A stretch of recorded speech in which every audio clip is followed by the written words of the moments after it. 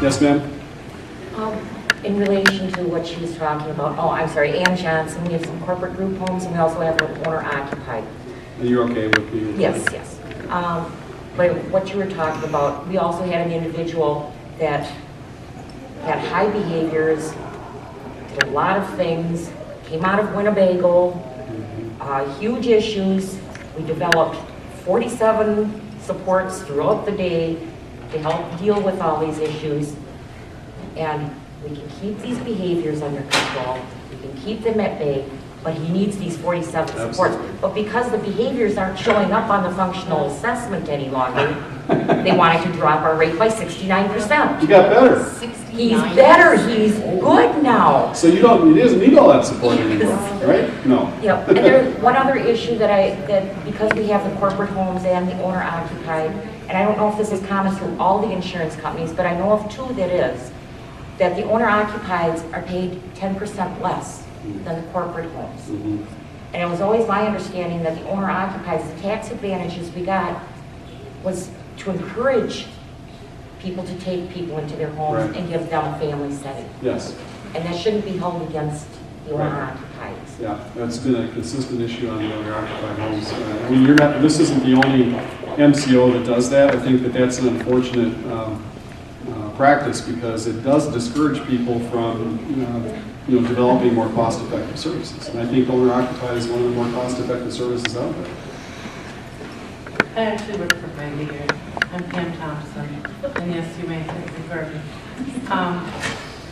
Being that she has an adult family home that is not owner-occupied, the rates that we get were roughly about $20 more than what Cindy or Jamie had gotten. Mm-hmm. And their last cut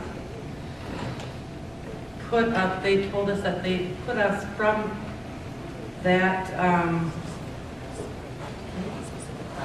from that class, they just lumped us in with every other class, but we have to pay out. I mean, she pays me, she pays taxes, disability, Yeah. and everything else, and Yeah, it's a different cost structure entirely. right. Yeah. Well, they lumped us in because then we got cut more than half, Yeah. because now we also have to pay for his transportation. Although they did call tonight and want to know if we've got that all settled and if we know how we're going to get our client to and from work. Well, and have you made up your mind about how you're going to deal with these costs or not?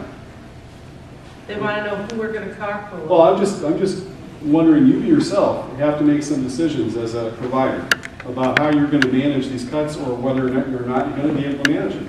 If you can't manage them at all, you have to give notice, that says you can't take care of that person anymore. If you can't manage it, you have to define what is going to change. Now, once you do either one of those things, it affects the care plan, makes it an appealable event. So the guardians at that point, remember, once the care plan changes, if it's going to affect that person's outcomes, then that person can take issue with that. So, like I said over here, the woman who wasn't going to who's going to manage it by not sending the person to a day program. Right. Well, that's not the right solution, and that would make it very easy for that guardian to challenge that rate cut.